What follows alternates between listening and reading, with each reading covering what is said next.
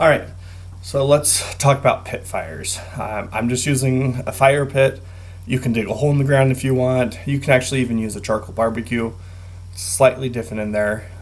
But so here I'm just getting some cardboard, ripping it up, and I'm gonna start to build up a fire just like you normally would. So I'm gonna start with kindling. If you have newspaper, you can use that first or any paper, and then cardboard. Um, I just didn't, so I just used a bunch of cardboard and a torch to get it lighting. And there's my son Evan. He's really excited to help you guys out with this fire. He's been looking forward to it for weeks. Now I just have a bunch of raspberries that I'm putting on top, not raspberries from the plant. We trimmed them down. So I'm just using a bunch of them because we have so many. So I figured I might as well just burn them like this instead of wasting them. So I'm just layering them up there with quite a bit of stalks in there, and then some pine cones because Evan wants to.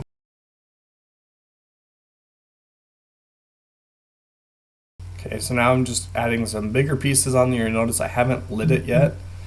I'm just putting some bigger logs on there so I can just light it once and have it get going. It's a little different than a fire, but it's a little bit easier for this. At this point, all I'm really doing is trying to get a good charcoal base. So I want to get a bunch of hot coals at the bottom layers when I put my pots in.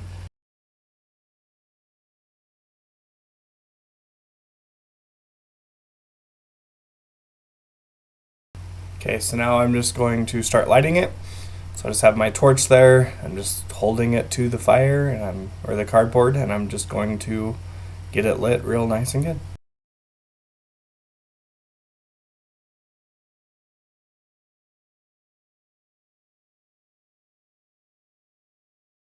Okay, so you'll notice I have a bench there with all my pots on it that I'm going to put into this fire. They're there so they can start slowly warming up as this fire starts to build. It'll do a pre-warm on them. It's going to make them less likely to crack and break while in the fire.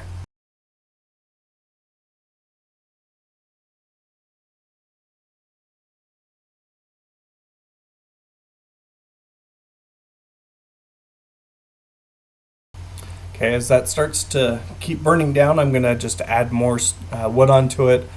Again, I'm just doing that pre-warm on it. So I'm just adding some more of those raspberry stalks to it. I let them burn down, get that real nice hot fire pit. Get some of those larger pieces to catch on fire and get them burning. So there's some nice coals on them as well.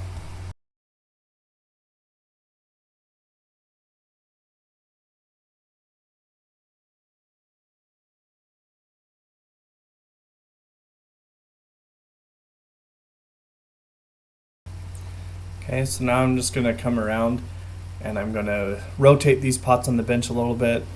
Just try to get a little bit of an even warm to them. They're really not that close to the fire yet, so they're not very warm at all. I'm just being a little cautious with it, more cautious than I really need to be.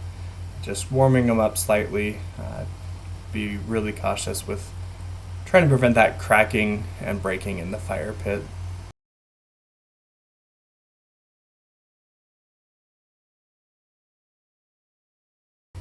Alright, now I'm going to start moving these pots up on near the fire pit, so right around the brick lining of this fireplace.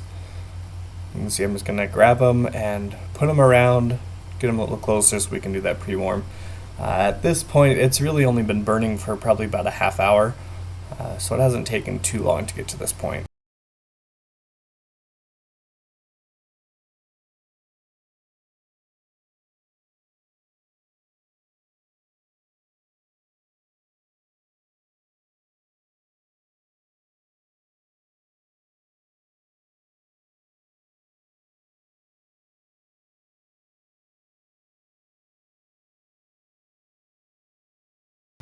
Alright, so here I've added just another large log on there.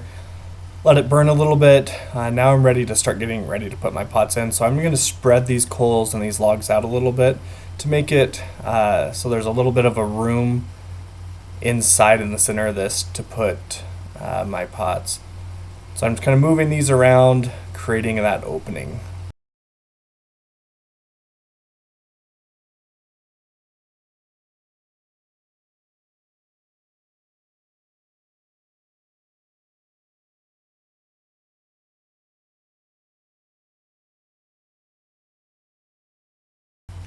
Alright, so now I'm just going to get some other larger logs and kind of put around the perimeter.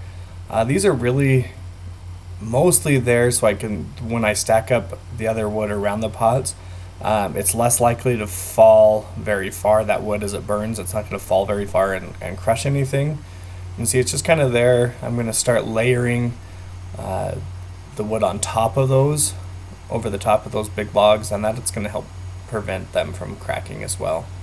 So now I'm just putting the pots in. You're gonna have to excuse the video. My camera died. I had 2 batteries and both batteries died. So now my son is helping record. So I apologize for that. But he's 4, so give him a break. You see, I'm not really caring where I'm putting them. I'm just kind of placing them in. Some I lay them on their side, some on the bottoms. I just have them laid in there in a little different way, exposing them to ash and stuff. Now that one I'm putting some banana peels on just to change that coloring hopefully and the texture of the pot. So now they're all laid in there. Some are on their sides, just to let that smoke hit them a little differently. So now I'm just putting more of those raspberry stalks on top, and I'm going to build this fire up real big, try to get it up to that temperature. So I'm just kind of throwing them on there, and then I'm going to place a big piece of cardboard on top to really help light it. And then I'm just going to keep adding a little bit more wood on top of it as well.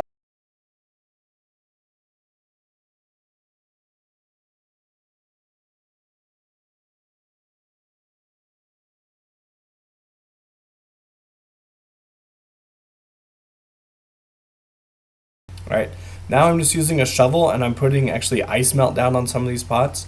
So I just throw it in there. I don't show it, but a little later I'm going to throw quite a bit in there. And this is what that sound's going to sound like. Once you get that ice melt in there, you're going to hear that crackling. And that's going to change the colors of your pot. Usually you get kind of this peachy color. So I just threw it in there, not any in particular spot. I did kind of put it on one base in particular though, and you'll see that in a minute. So this is after about an hour with it fully lit, and you can see it's kind of burned down. I still have those bigger logs on there, which was fine. I wasn't intending those to burn all the way out. You can kind of see what they look like. Now to check to see if they're done, if you just scratch them, and you hear this kind of hollow scratching sound, then you should be good. They've met that required temperature. So you can at this point either let it cool completely down, just let it burn all the way out. Some people will cover it at this point. I decided to kind of steal what we do in a raku process, and I just took this and I'm going to dip that straight from the fire into this water. Traditionally this was done called quenching, because it's believed that it'll freeze or lock in that effect that the color's making, and the glazes that are on there won't keep going. Really though, I don't think it is necessary anymore. I've heard of a lot of other ceramic artists going along the same lines that you don't need to quench.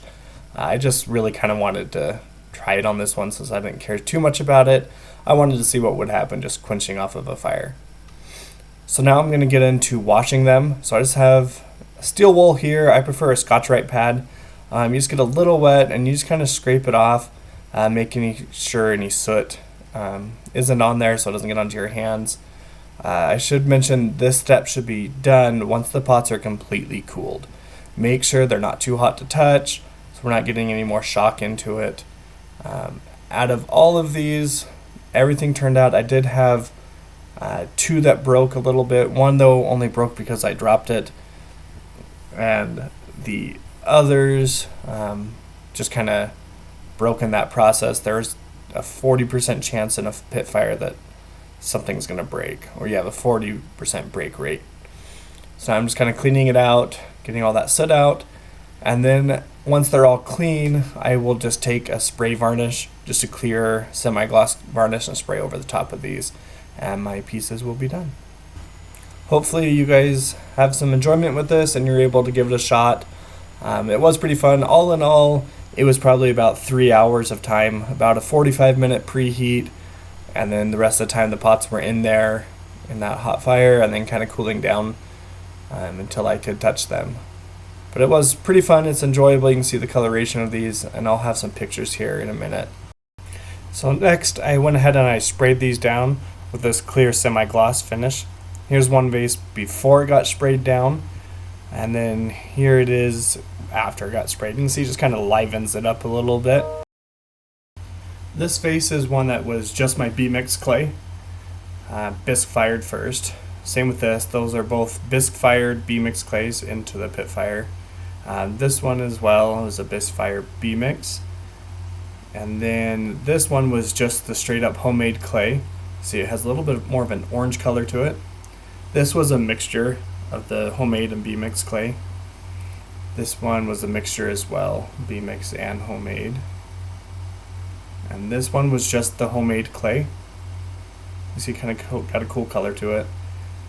This one was a mixture of clay as well. And then this one was a mixture that I threw on the wheel. What's different here is this one, you can see there's some cracks in it. I kind of grabbed them silly with the tongs and it shattered them. But there's some really cool textures into it. And that came because this one, almost, I don't want to say buried, but there was a lot of salt that hit this one directly. And so it kind of changed the color, and there's some rough, really coarse texture along with it.